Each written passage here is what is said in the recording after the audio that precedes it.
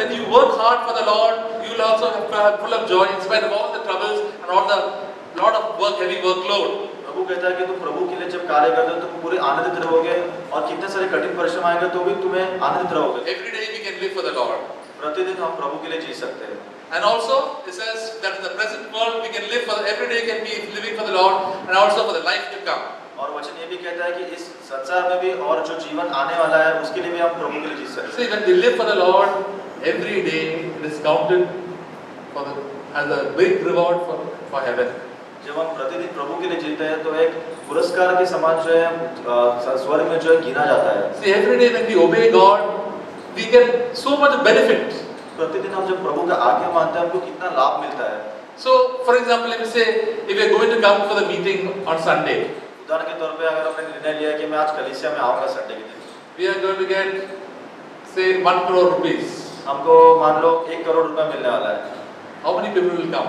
कितने लोग आएंगे? Because we love money so much. क्योंकि हम पैसों से इतना प्रेम रखते हैं. So, but the Lord says, I've got so many things for you prepared if you obey me.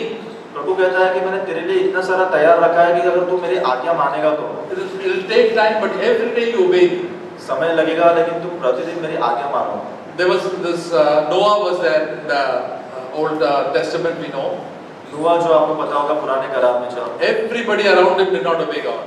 सारे लोग उसके आसपास में किसी ने आज्ञा नहीं माना. They made fun of him because he started making a boat in the middle of the dry land.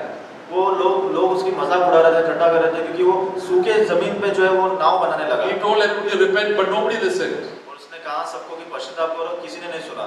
Well, ultimately, what happened? God saved him and his family. अंतिम में देखते क्या होता है कि प्रभु ने उसके परिवार को और उसको बचा लिया. What benefit he got?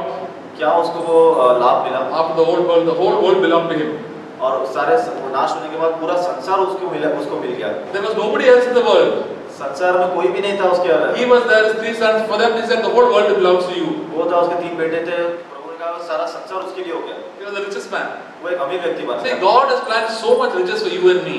प्रभु ने इतने सारे धन आपके लिए और हमारे लिए तैयार रखा. But we have to wait. लेकिन हमें रुकना है. And we have to be faithful. हमें विश्वास योग्य In all the troubles and trials of life. सारा जो संसार के जितने भी तकलीफ और समस्या के बीच में. You know who are the richest people in this world, in heaven? आपको पता है सबसे अमीर व्यक्ति कौन They है? are the ones who face the lot of trouble for the name of the Lord. वो ऐसे लोग हैं जो प्रभु के नाम के लिए उन्होंने बहुत सारे दुख तकलीफ झेले हैं. The Bible says, Jesus said, your reward will be great in heaven when you experience lot of trouble and people persecute you for my name's sake. यीशु मसीह ने कहा कि तेरा जो पुरस्कार है वो बहुत ही महान होगा जब तू मेरे नाम के लिए तकलीफ और समस्या के द्वारा जाएगा. Sometimes we are not willing to witness for the Lord. How much reward will you get for the Lord? अगर तुमने निर्णय ले लिया और तुम्हें इच्छा नहीं है कि प्रभु के लिए गवाही के समान. If you are feeling frightened to tell about the Lord to your own relatives and to your friends, and you can't witness to them, you will be ashamed when you go to heaven.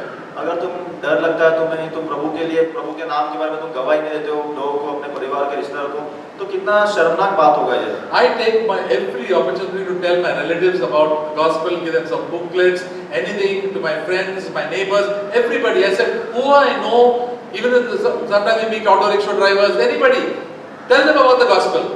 मैं हमेशा एक मौका ढूंढता हूँ कि अपने परिवार को, रिश्तेदारों को और रिश्ता चलाने वाले लोगों को भी मैं कुछ तो कुछ उनको सुसमाचार दूँ. Many of them will hate you or some make fun of you. काफी लोग तुम्हारा नफरत करेंगे, मजाक उड़ाएंगे. Then don't go for further. Just give the gospel. तुम उसके आगे मत बढ़ो उनसे, तुम उसको सिर्फ सुसमाचार दो. Jesus said, if you give a glass of cold water to any of children, you will definitely get a reward. यीशु मसीह ने कहा तुम एक ठंडे पानी का ग्लास भी किसी को दोगे तो तुम अपना पुरस्कार नहीं खोओगे. How much more if we pray for one another and encourage one another? कितना ज्यादा होगा अगर तुम एक दूसरे को प्रार्थना करो, तुम उसको प्रोत्साहित करोगे. The devil wants to discourage you, saying that don't do any of these things. शैतान हमेशा तुम्हें निराश करना चाहता है. तुम वैसे मत करो, वैसे कहेगा. He wants to take away our reward. वो हमारा पुरस्कार हमसे छीन ले सकता है. He said, no, I am to live for Jesus. Whatever I have to do, I want to do for the Lord. हमें कहना है नहीं, मैं यीशु मसीह के लिए चाहता हूँ, जो कुछ भी करूँ मैं प्रभु के लिए करूँगा. The Lord will bless me so much in this life and also in the life to come. प्रभु मुझे आशीष देगा इस संसार में भी और जो जीवन आने वाला He है. said, Lord, Jesus will say, well done, the good and the faithful servant. यीशु मसीह कहा कि विश्वास Good and faithful servant. मेरा एक अच्छा और विश्वास योग्य बेटा है, तूने अच्छा कार्य किया. What is the opposite of a good and faithful servant? एक अच्छा विश्वास योग्य बेटे का अलग दूसरा क्या होगा? There was one servant, what happened? He said, my God is very hard and harsh. I've been a very lazy servant. एक नौकर होकर जो कहा उसने कि मेरा जो मालिक है वो बहुत ही कठिन है और बहुत ही गुस्से वाला है और मुझ पर बहुत कठिन प्रिय करता है। God told him, you are a lazy and a wicked servant.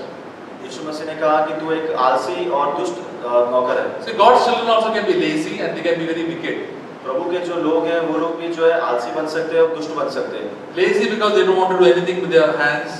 आलसी क्योंकि उन लोग अपने हाथ से कुछ नहीं कार्य करना And है। laziness is the ground for all sorts of wickedness.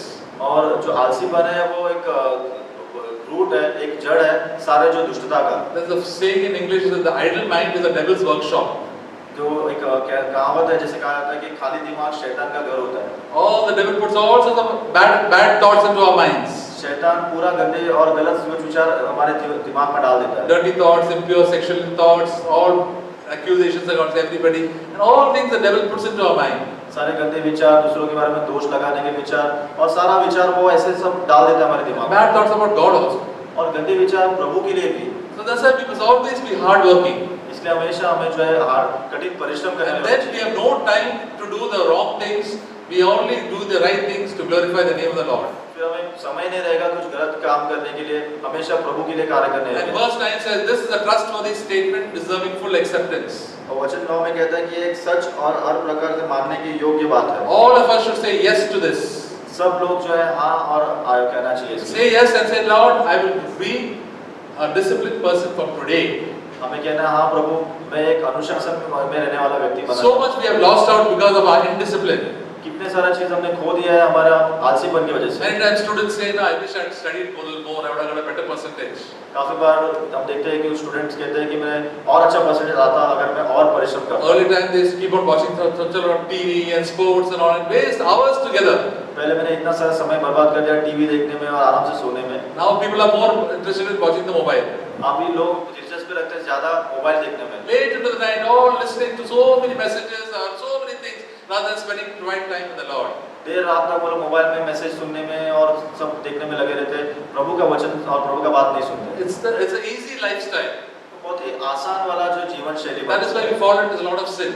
इसलिए हम बहुत सारे पाप में गिर जाते हैं। So the Apostle Paul, verse 10 says, "For it is this that we labor and strive, because we have fixed our hope on the living God, who is the Savior of all men, especially of believers." वचन 10 में कहता है क्योंकि हम परिश्रम और यत्न इसीलिए करते हैं कि हमारी आशा उस जीवित परमेश्वर पर है जो सब मनुष्यों का और नीच पर करके विश्वास का उद्धार करता है। Jesus Christ is alive today, brothers and sisters. यीशु मसीह आज जीवित है भाइयों बहनों। He is our Savior. वो हमारा उद्धार करता है। He is Savior of all men. वो उद्धार करता है सारे व्यक्ति का। Savior of all the people around us. सारे जो लोग हमारे आसपास में। He's come to save them from their sin.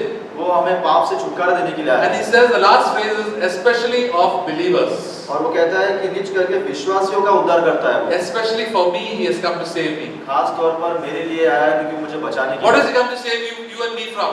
किस चीज से वो बात बचाने आया है मुझे? My selfish way of living, मेरा स्वार्थी तरह का जीवन जीना, all my pride, सारा मेरा जो घमंड है, all my bad